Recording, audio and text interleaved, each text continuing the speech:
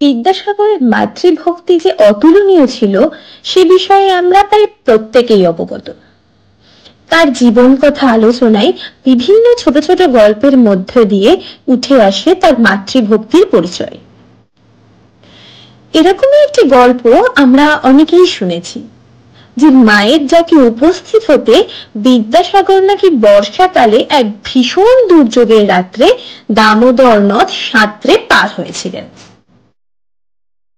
আমাদের যাদের দামোদর নদের বর্ষার রূপ বিষয়ে সামান্যতম ধারণা রয়েছে তারা বুঝতে পারবো এ কাজ আদৌ কি সত্যিই কোনো মানুষের পক্ষে সম্ভব।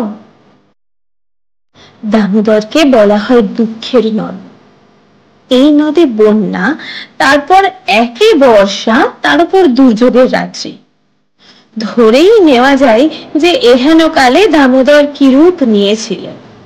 তাতে নদীতে কোনো যান চলাচলই সম্ভব নয়, সাঁতরে পার হওয়া তো অনেক দূরের কথা। আসলে বিদ্যাসাগরের প্রতি বাঙালির সম্মান, শ্রদ্ধা ও ভালোবাসা এতটাই তীব্র যে কিছু বিষয় অতি রঞ্জিত রূপে লোকমুখে প্রচলিত আছে।